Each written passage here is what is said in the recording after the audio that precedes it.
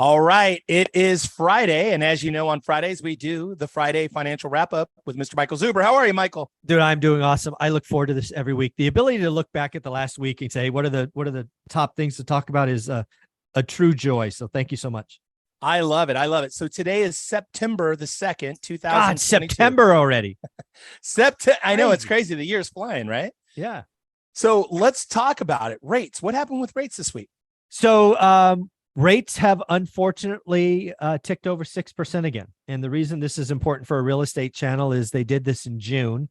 And we really saw what happened, right? There were real estate markets. Like I talked to a top 1% agent in the Seattle area, Beth, every Tuesday. And she said her market in June fell 50%, just overnight, hit a wall.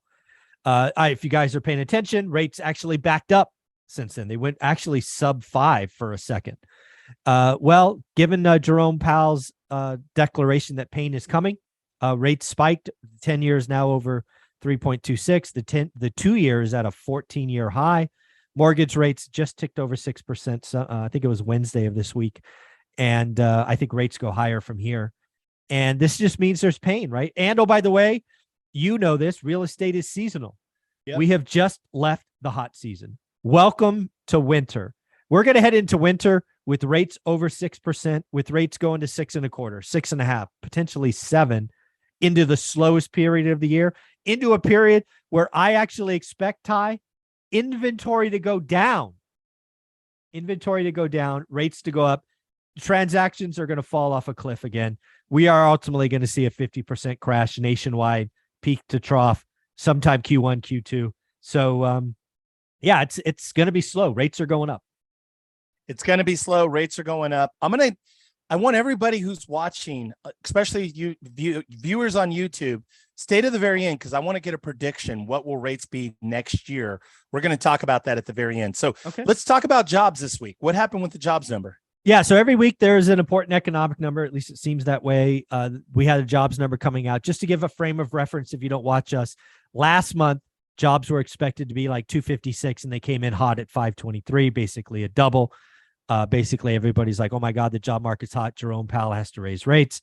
Today, the expectation was 315 or 318. They came in at 315, so kind of on the number. I expected, in all honesty, worse. I expected 403. It did not happen, so I missed that number. But yeah, the jobs number was up. We added 300,000 jobs last month. It's really hard to think we're in a recession when you're adding, 320,000 jobs. So again, a decent jobs number, but not a crazy hot jobs number like last month. Not crazy hot, but very obviously still kind of what we'd consider positive overall. Absolutely. Right? Yeah, absolutely. So how does that relate to unemployment, the unemployment number? Here is Jerome Powell smiling. Jerome Powell saw this number this morning, and I guarantee you he smiled. Let's be clear. He got this number yesterday, and he smiled yesterday. The unemployment rate, drum roll please, went up to 3.7%. It was actually 3.5%, a low not seen since 1969 last month. So crazy low. It went up. Again, remember what Jerome Powell said on Friday. He said pain. Pain is coming. If you don't know what he means by pain, he means more of you listening to this are going to be unemployed. You are going to see millions of people unemployed. Pain is coming. So again, Jerome Powell saw 3.7 this morning, and I guarantee you he smiled. He's like, yes, it's working. I have to break the economy. I have to have unemployment go up. Now, to be clear, he doesn't want 10% unemployment, but let's be very clear. He does not want 3.5% either.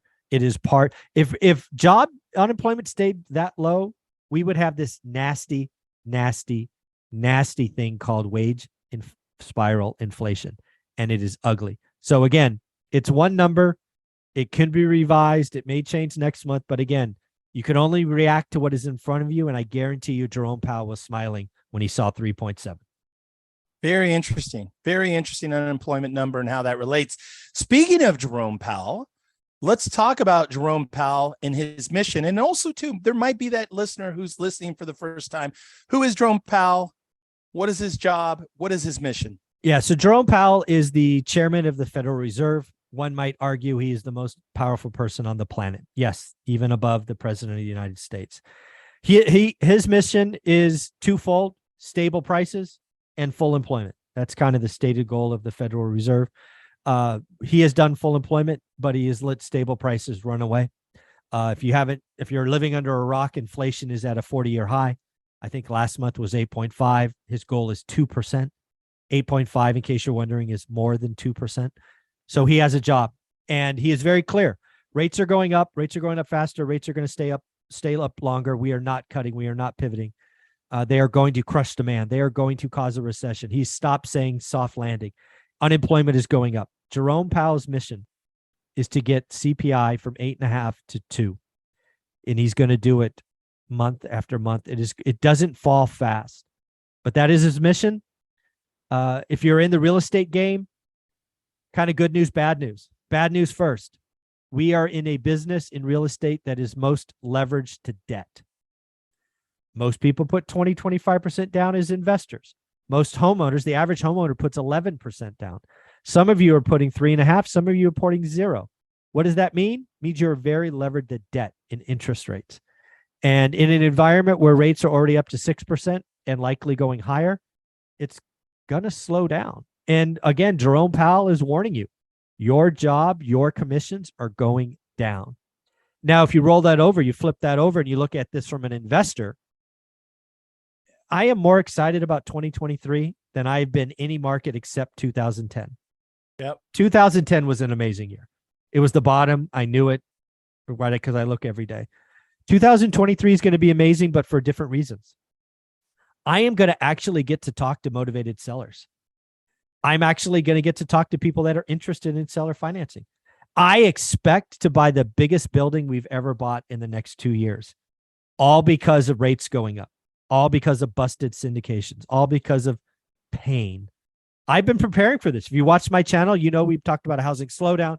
You know I have 30-year debt on everything, including offices and apartments, because I knew what was coming.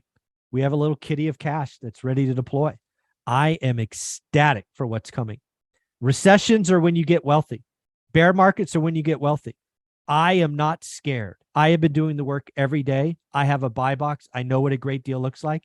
And I am just over the moon excited for what is coming. Lots of opportunity, folks. Lots of opportunity. Obviously, if you've been watching the channel for a while, you know Michael's been calling this market. He's been talking about this. We've been in conversation on this Friday channel. We've been talking about this for the last 6 to 9 months. This is the time. It's full of opportunity. Speaking of opportunity, let's talk about the hub. What is the hub? Where is the hub? And let's talk about, even you and I we talked about doing some stuff together, recruiting talent. What is the hub? Where is the hub? Let's talk about it. Yeah. So thank you for asking. I don't talk about this a lot. So I was lucky enough in 2019 to buy an office building in Fresno, California on a main drag called Van Ness in the Tower District, right near Fresno City College. Initially, I had the idea of just making this an investment and part of my legacy. If you watch me, I'm trying to build a legacy that lasts 50 years after I'm dead. I include the hub in that story. So the last 2 years, it's basically been full of investors, right? People who could work virtually. I now have some vacancies, and it's an opportunity to rethink what I want to do. I now want 3 licensed agents in there. I'm not a broker. I'm not trying to be a broker. None of this stuff. I want agents from other brokerages because I want to help people. I am willing to give 3 offices away for free. But this is what I want. You can hold your license anywhere. You can do whatever you want, but you are going to do one thing with one rental at a time. We are going to talk every week. I'm going to grow your social media presence. I want one agent to focus on house hacking. I want you to bring me a 4-plex, a triplex every week that we can talk about and educate. I want one agent to focus on FHA, and I want one agent to focus on VA. I want to give back to veterans. So again, if you are a licensed agent in Fresno, California, and you hold your license with 3 different brokerages, I don't care. You're a brand new agent, I don't care. You're an experienced agent, I don't care. I want to invest in you. I want to give you time on my channel. I want to educate others. I want to fill your pipeline with opportunities. And you could do, like, if you're my house hacking person, you could obviously do anything you want, but once a week, we're going to talk about a 4-plex or a triplex, and we're going to do the numbers, and we're going to show pictures. If you're doing FHA, Great. We're going to talk about the program and the steps and all. You could do whatever you want. I'm going to fill your pipeline. All four of us, excuse me, will talk at the same time. I envision just like you and I talk every Friday at 10, Friday at 11 o'clock. I get the hub agents. All four of us are on the screen. We're going to talk about house hacking and VA and FHA, and hopefully your emails and your phone calls and all this stuff ring. You become the local expert. We help people.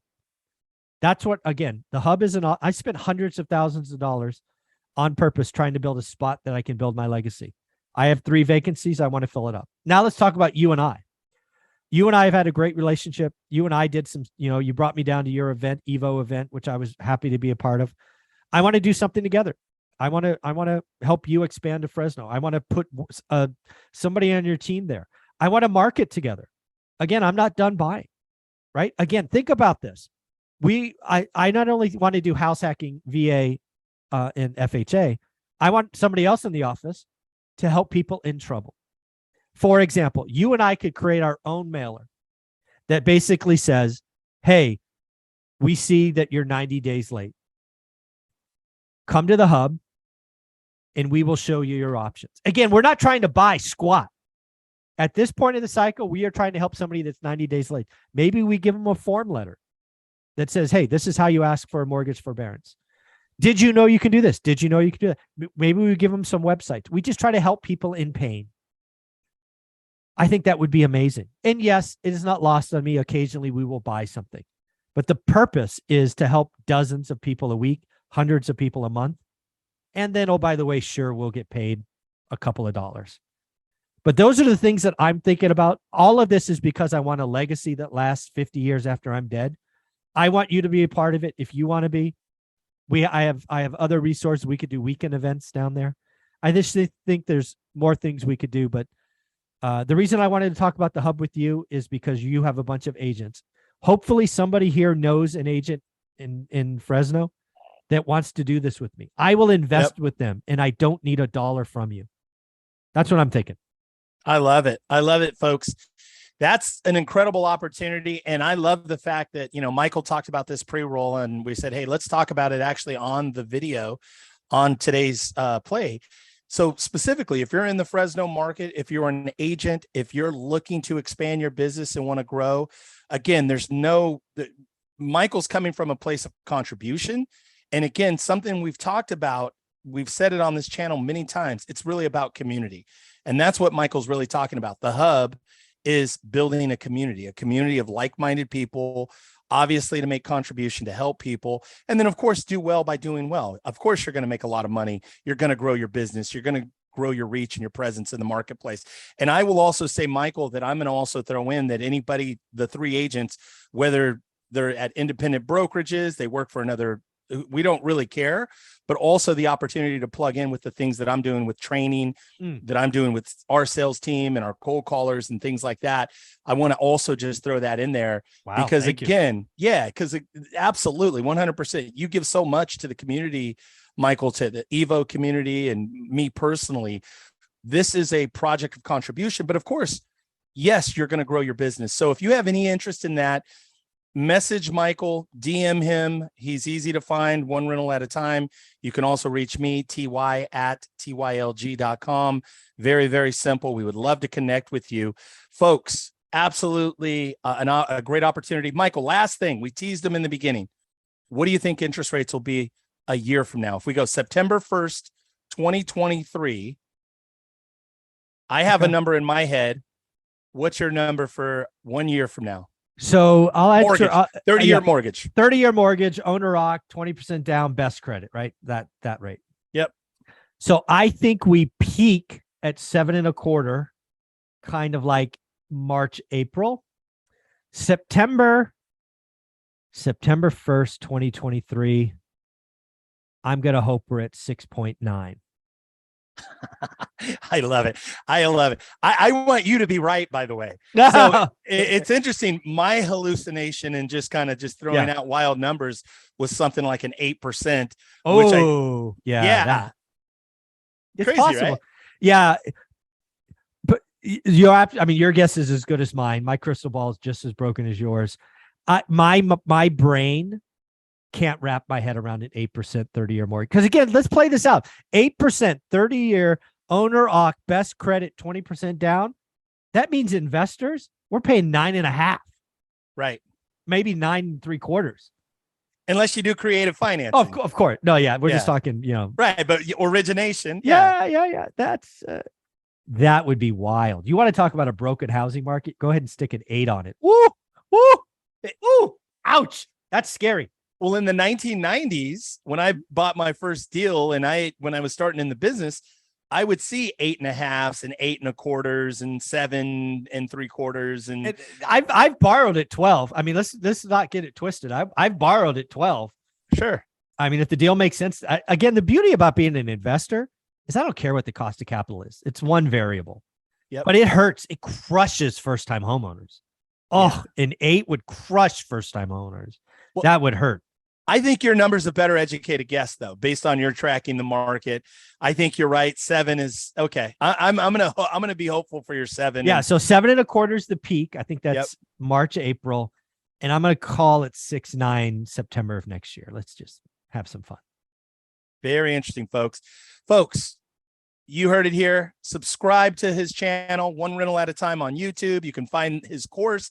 It's the best value for any real estate course out there. You can find it at onerentalatatime.com. Michael, thank you for all that you do and share. Thank you. Thank you, buddy.